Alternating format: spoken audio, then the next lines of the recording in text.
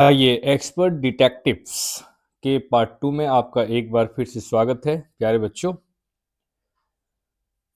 I wrote in large block letters. तो माया अपने room में टेबल में बैठी हुई थी और उसने एक लेटर में बड़े अक्षरों में लिखा कैचिंग अ क्रुक, यानी हेडिंग, माया ने हेडिंग दिया है कैचिंग अ क्रुक, एक चोर को, क्रिमिनल को पकड़ना। Expert detectives Nishad and Maya Pandit by appointment to the whole world. इन दोनों में, खासकर माया में, क्रियोजिटी है, उत्सुकता है एक्सपर्ट डिटेक्टिव्स के रूप में काम करने का। इन्होंने एक लेटर तैयार किया है और इस लेटर में कुछ फैक्ट्स को इन्होंने लिखा है। इसका हेडिंग इन्होंने लिखा है कैचिंग अ क्रुक, और फिर एक्सपर्ट डिटेक्टिव्स निषाद एंड माया ये अपने आप को संबोधित कर रहे हैं एक्सपर्ट डिटेक्टिव्स के रूप में, और ये मानते हैं कि इनकी नियुक्ति हुई है by appointment to the whole world, कि संसार के सभी लोग इन्हें डिटेक्टिव मानते हैं, उनके द्वारा ये नियुक्त किए गए हैं। तो आइए पार्ट 2 में क्या कुछ है इसके बारे में जानते हैं। Then I began writing. About half an hour later, I turned towards Seven, who was lying on his tummy. तो ये लिखना प्रारंभ करती हैं। Begin writing about half an hour later, लगभग आधे घंटे के बाद। I turn towards seven, Maya seven की ओर मुड़ती है। Who was lying on his tummy, जो पेट के बल लेटे हुए था। चीन कब्ड इन हिज पाम्स, और अपने हथेलियों पे चीन को दबाए हुए था, ठुड्डी को। रीडिंग कॉमिक्स, जो कॉमिक्स पढ़ रहा था। Wants to hear what I have written, क्या तुम सुनना चाहते हो मैंने क्या लिखा है। आई आस्क्ड, माया ने पूछा निषाद से, क्या तुम सुनना चाहते हो। ही लुक्ड अप क्वेश्चनिंगली, उसने देखते हुए मानो इस स्वर में कि क्या कुछ है बताओ, इस स्वर में मिस्टर निषाद ने देखा माया की ओर। I have listed all the facts we know about mister Nath, मैंने सारे फैक्ट्स को लिखे हैं जो हम मिस्टर नाथ के बारे में जानते हैं। Which might help us to trap him, जो हमारी मदद कर सकता है उसे फंसाने में, उसे पकड़ने में। आई शेड वांट टू हियर, मैंने कहा क्या तुम सुनना चाहते हो। सेवन नॉडेड, और फिर सेवन ने सहमति में सिर हिलाया, जैसे हाँ कहो। फैक्ट नंबर 1, तो माया सुनाती है फैक्ट नंबर 1 जो माया ने लिखा है। I read his name is mister Nath, तो उसने फैक्ट नंबर 1 में लिखा है कि उसका नाम मिस्टर नाथ है।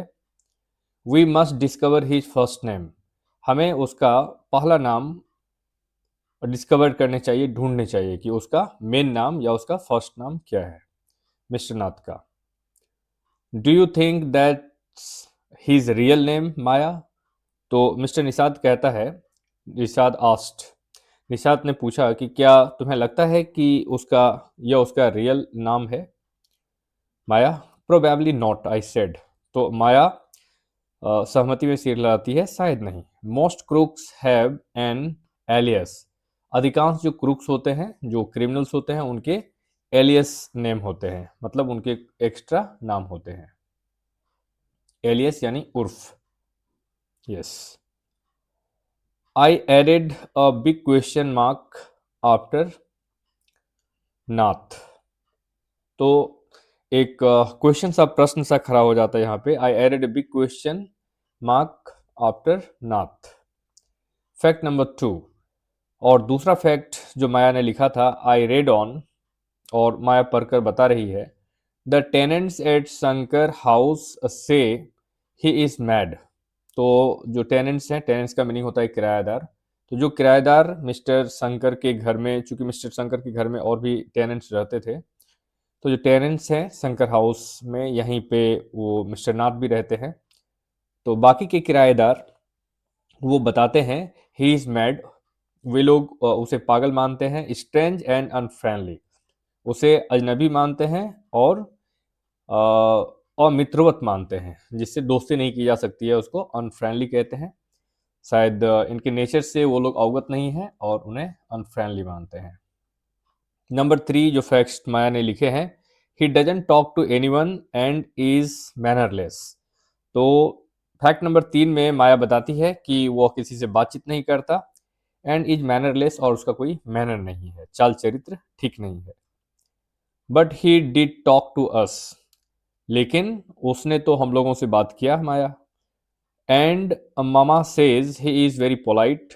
तो यहाँ पे मिस्टर निषाद कहता है कि लेकिन उसने तो बात किया हम लोगों से, और मामा कहती हैं कि वो बहुत पोलाइट है। निषाद इंटरप्टेड, निषाद ने बीच में इंटरप्ट किया, बीच में बोला, he only talk to us because he had to. तो फिर माया बोल रही है कि वो हम लोगों से बात करता है क्योंकि उसे करना पड़ता है। आई सेड, मैंने कहा। And since he was under mama's medical treatment, इन लोगों को लगता है कि शायद इनकी जो माँ है, इनका ये पेशेंट है मिस्टर नाथ। तो बच्चों का मानना है कि शायद इनकी मामा उनका ट्रीटमेंट कर रही हैं, इसलिए इनके बच्चों को वो प्यार करते हैं या उनसे बातें करते हैं।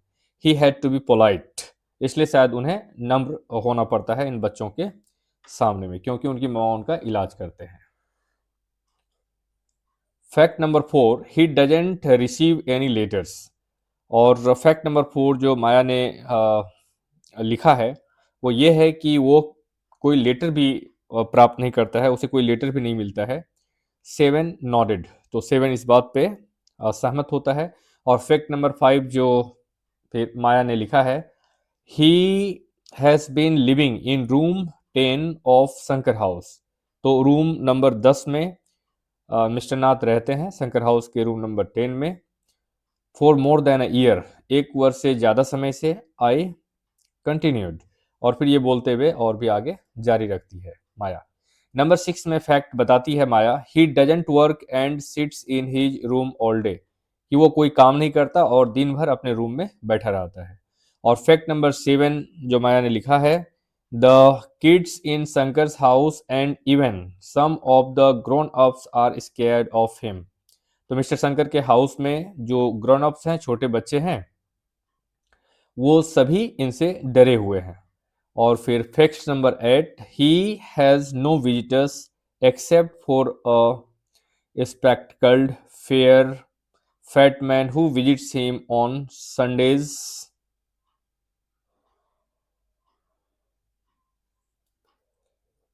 He has no visitors except for a spectacled fair fat man who visits him on Sundays for lunch। तो इनका मानना है कि उनके पास कोई विजिटर नहीं आता, कोई उनसे मिलने जुलने नहीं आता है, सिवाय एक व्यक्ति के जो चश्मा लगाए हुए होता है, फेयर है और मोटा करके है, वही सिर्फ उनसे मिलने के लिए आता है हर संडे को, वो भी लंच के लिए। और नंबर 9 में जो फैक्ट इन्होंने जुटाए हैं, food and tea are taken to his room by Ramesh. तो रमेश के द्वारा चाय और खाना इसके रूम में ले जाया जाता है, मिस्टर नाथ के रूम में। From the restaurant down stairs, एक रेस्टोरेंट से खाना जाता है उसके पास में, जो सीढ़ी के नीचे है, तो वहाँ से खाना जाता है मिस्टर नाथ के लिए। आइए नेक्स्ट पेज देखते हैं। He doesn't care what he eats, उसे इस बात की भी परवाह नहीं होती कि वह क्या खाता है। पेज हिज बिल्स इमीडिएटली, और फिर तुरंत ही बिल पे कर देता है। एंड टिप्स वेल, और टिप्स भी ठीक ठाक देता है। दैट एंड्स माई लिस्ट, और माया बताती है कि बस इतना ही मेरे लिस्ट में शामिल है। हैव आई फॉरगॉटन एनीथिंग 7, और फिर 7 से पूछती है कि क्या वो कुछ भूल गई है और लिखने के लिए। Nishad had obviously not been playing sorry paying too much attention to my list of facts. तो उसका मानना है, उसे लगता है माया को, कि निषाद शायद ठीक ढंग से ध्यान नहीं दे रहा था उन फैक्ट्स पर। All he could say was, कुल मिलाकर के निषाद कहता है, poor man Maya, he must be so lonely if he doesn't have any friend. तो इस मिस्टर निषाद को उस पर तरस आता है, पुअर मैन, बेचारा माया, वह लोनली, उसे याद आता है कि वह शायद अकेला है और उसके पास कोई दोस्त नहीं है, तो उस पर वो तरस खाता है। उसे लगता है कि वह बेचारा है और उसे कोई मित्र नहीं है। How can a crook have friends idiot. तो इस पर माया बोलती है कि किसी क्रूक का किसी क्रिमिनल के पास कैसे मित्र हो सकते हैं भला। आई ऑलमोस्ट शाउटेड, माया शायद चिल्ला करके बोलती है कि किसी क्रूक के पास मित्र कैसे हो सकते हैं। At least he has one friend, the one who meets him on Sundays, said Nishad. तो निषाद बोलता है कि केवल एक ही फ्रेंड जो संडे को उनसे मिलने के लिए आता है। A brilliant thought occurred to me just then. तभी दिमाग में एक विचार आता है, उसके माथे में एक विचार आता है। That man must be mister Nath's accomplice in crime, I said. Maya को लगता है कि वो जो आदमी आता है शायद वो क्राइम में उसका साथी है और उसकी मदद के लिए वहां पे आता है।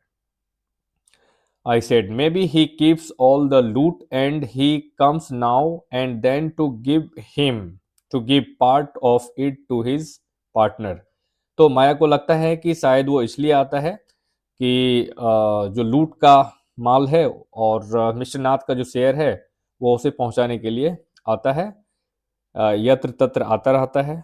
जो इन्हें लगता है क्या कि जो उन लोगों ने मिलकर के क्राइम किए हैं और उससे जो पैसा मिला है, तो वो जो अजनबी है इसके रूम में आता है, वो शायद इसका हिस्सा देने के लिए आता है, मिस्टर नाथ को इसका हिस्सा देने के लिए आता है। To give part of it to his partner mister Nath for expenses, खर्च के लिए। And that's it, I am sure I am right. और बस इतना ही, और मुझे लगता है कि बिल्कुल मैं सही हूँ। तो माया को लगता है कि उसका अनुमान बिल्कुल सही है और जो व्यक्ति आता है वो इसका शेयर देने के लिए आता है, जो सहभागी है क्राइम में उसके। If you insist on calling him a criminal, I don't think I want to discuss anything with you, माया। तो मिस्टर निषाद को लगता है कि जो माया है उनका सोच हमेशा नाथ के प्रति क्रिमिनल का है, उसका भाव हमेशा क्रिमिनल का है। माया उसे क्रिमिनल के रूप में हमेशा लेती है और क्रिमिनल के एंगल से ही हर बात को सोचती है। और इस पर जो निषाद है उन्हें लगता है कि उन्हें हमेशा क्रिमिनल के रूप में नहीं देखा जाना चाहिए। Said Nishad angrily. निषाद को कभी कभी इस बात पर गुस्सा भी आता है कि माया उसे हमेशा क्रिमिनल के रूप में देखती है। He can't be such a bad man if he gives Ramesh such generous tips. तो मिस्टर निषाद का ऐसा मानना है कि वो इतना खराब आदमी नहीं हो सकता क्योंकि वो मिस्टर रमेश को टिप्स देता है, और टिप्स देने वाला व्यक्ति उदार होता है। उदार होने के कारण ही वो रमेश को, जो उसको खाना देने के लिए आता है, उसको टिप्स देता है। Ramesh probably knows something about his past. तो अब माया फिर शंका की दृष्टि से रमेश को देखती है वो, और माया को ऐसा लगता है कि रमेश शायद उसके कुछ अहम बातों को जानता है, इसलिए रमेश उसके पास आता है और रमेश उसकी मदद करता है और रमेश को बदले में वो टिप्स देता है। So mister Nath must be bribing him to keep quiet, I said. और माया को लगता है कि शायद मिस्टर नाथ उसे कुछ पैसे देता है उसका मुंह बंद रखने के लिए, घूस के रूप में।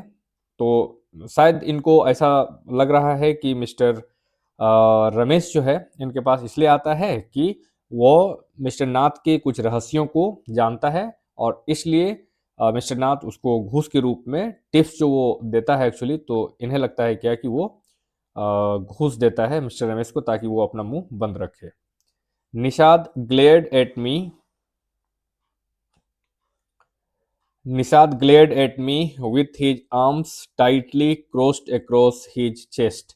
तो निषाद माया को घूर करके देखता है, उसके हाथ बंधे हुए हैं उसके चेस्ट में। I was beginning to get fed up with him.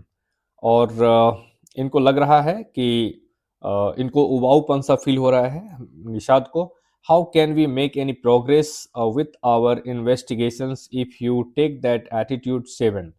तो माया को लगता है कि जो सेवन का एटीट्यूड है वो इन्वेस्टिगेशन को पॉजिटिवली लीड नहीं कर रहा है, क्योंकि वो हमेशा उस पर तरस खाता है। और सेवन का ऐसा मानना है कि जो मिस्टर नाथ है वो क्रूक नहीं हो सकता है, और जबकि माया दूसरे एंगल से देखती है कि वो कैसे साबित कर सकती है कि मिस्टर नाथ जो है वो एक भागा हुआ क्रिमिनल है। तो इसलिए दोनों में किसी किसी बात को लेकर के हमेशा कंट्रास्ट देखने को मिलता है। एंड नेक्स्ट है, how can we make progress with our investigations if you take that attitude seven, I asked. I will cooperate only if you gave up this idea about him being an escaped crook. तो mister ये seven कहता है, जो निषाद भी है, निषाद या फिर seven दोनों एक ही नाम है। तो मिस्टर निषाद कहता है कि मैं तुम्हारा कोई कोऑपरेशन नहीं कर सकता जब तक कि तुम इस आइडिया को दिमाग से न निकाल दो कि वो एक भागा हुआ क्रूक है या क्रिमिनल है। सेवन ने ऐसा कहा। You really make me angry. तो इस पर माया बोलती है कि तुम सचमुच मुझे गुस्सा दिला रहे हो। I almost hit him. लगभग मैंने उसे मार दिया। तो माया शायद उसको मार ही देती या पिटाई करती, क्योंकि इसको गुस्सा आ जाता है इस बात को लेकर के। I make you angry you stupid. मैं तुम्हें गुस्सा दिलाती हूँ, यू स्टूपिड मूर्ख। ओफ आई साउटेड। तो इस बात को सुन करके माया को गुस्सा आ जाता है, वो थोड़ा खींचती है निषाद पर। You make me mad. तुम मुझे पागल कर दोगे। What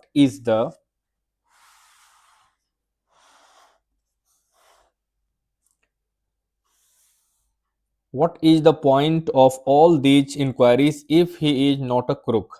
फिर तो इतना इंक्वायरी जो हम लोगों ने किया है, इसका क्या मतलब रह जाता है कि वो एक क्रुक नहीं है। If you think he is a nobody, अगर तुम्हें लगता है कि वो ऐसा कुछ नहीं है, what's the idea of bothering about him, please tell me.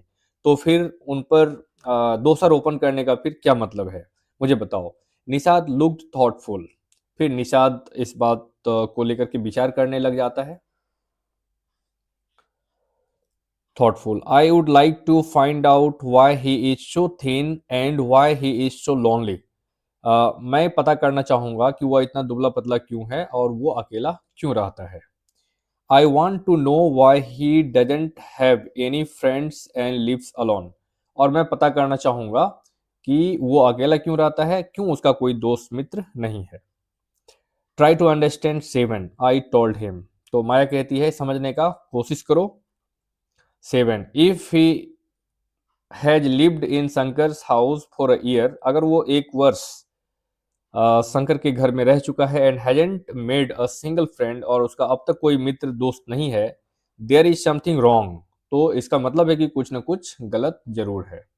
Something wrong. He is obviously scared that someone will recognise him and give him up to the cops. तो माया का ऐसा मानना है कि वो शायद डरा हुआ है कि कोई उसे पहचान न ले, और इसलिए पहचान करके उसे पुलिस के हवाले न कर दे, इसलिए शायद वो किसी से मित्रता नहीं करना चाहता है या वो डरा हुआ है। All right, maybe no ones try to make friends with him. हो सकता है कि किसी ने उसके साथ दोस्ती करने का प्रयास ही न किया हो। निषाद प्रोटेस्टेड। निषाद उसके कहने पर ऐसा कहता है। Why should anyone bother, you have seen what a nasty bear he is, I said. किसी पर क्यों दोषारोपण किया जाए, क्यों दोष मारा जाए, तुमने देखा कि वो कितना नेस्टी है, कितना गंदा है। I said. I don't care, said Nishad स्टबर्नली।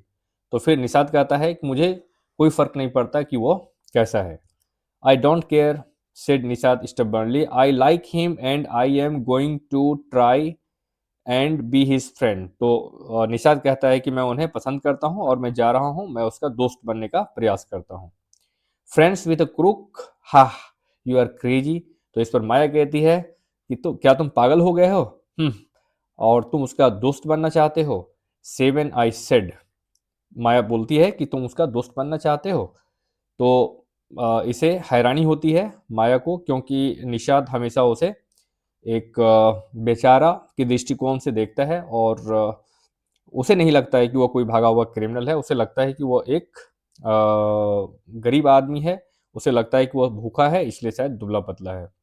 The cops will take you to jail with him.